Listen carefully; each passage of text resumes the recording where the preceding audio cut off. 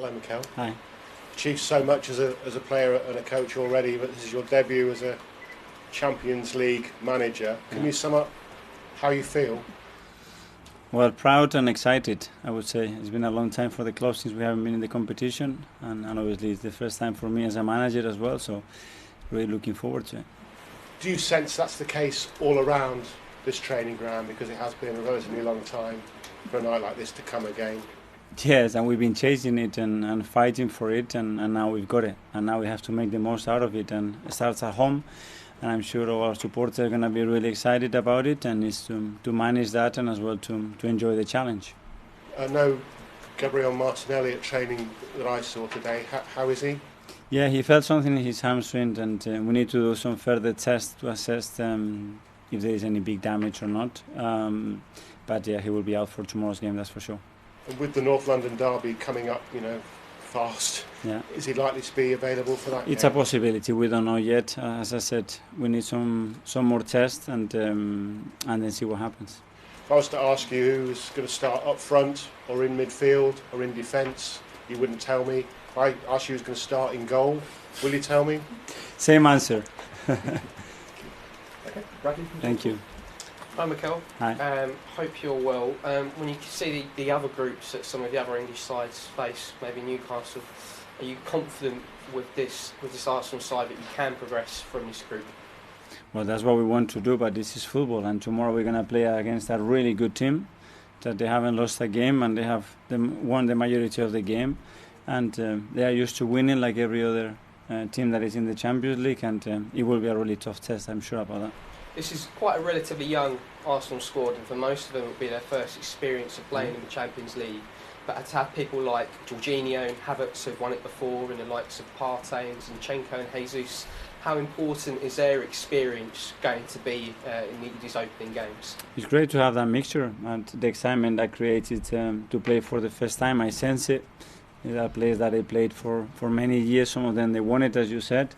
And it's just mixing that experience and as well desire to make your debut in the right way to perform at the highest level. In terms of the goalkeeping situation as well, are you surprised by the reaction and the split opinion that your comments have received when Roberto De Zerbi has been doing the same thing at Brighton this season? No, because I respect opinions as well, and I understand the questions, and I understand historically what happened, and but for me there is nothing different. We've been doing it for many years. So when Ben was here, we brought Aaron, and I don't see any differences. But it's my job. I have to answer the questions in the best possible way, in the most honest way, and as a manager, my job is to do what I feel, and what I feel that always is the best for the team and for the club, not for Mikel, that's for sure.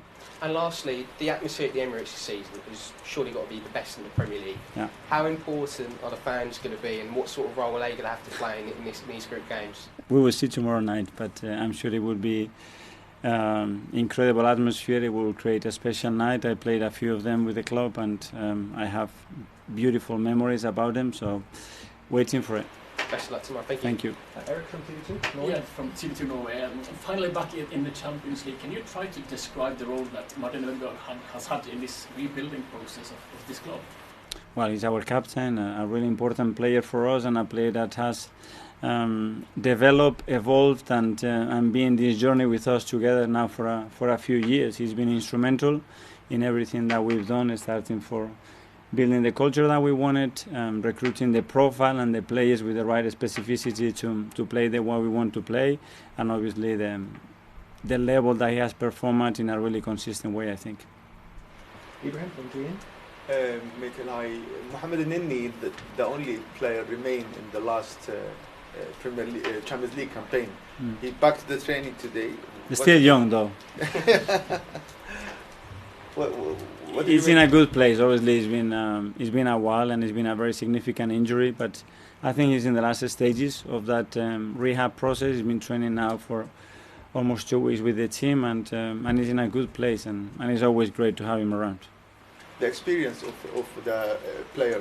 You have some players won the Champions League, like Havertz. Some of them played before, but most of them for the first time will be played. Like, do you think this will be confused for them, or maybe I hope no, and we have to treat it like any other game, you know, and we are used to playing top opposition every week in the Premier League, and tomorrow again we're going to have a top side fighting against us, and the good thing that we experience that every 3 or 4 days in the Premier League, so it couldn't be any different tomorrow.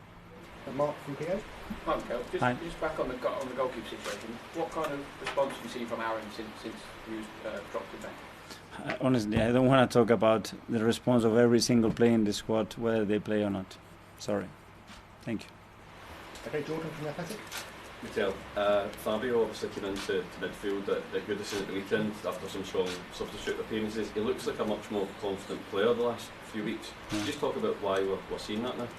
That was my fault. I said many times, you know, that I haven't played him enough, and he hadn't had enough room in the team, maybe with the competition that we play, to participate more. But we see every day the talent that he's got and what he can bring to the team, and I was really happy with the performance at the weekend. Is that something that you need to now juggle with the Premier League and the Champions League? You spoke about trying to attack all the competitions, but how do you keep players happy and also keep them, give them consistency?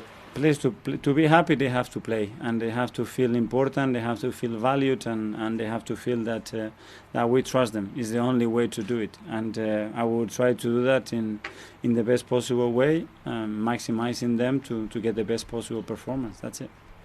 James from the Hi Mikel, you've talked before about the frustration you felt having to watch this competition, on the TV from the sidelines.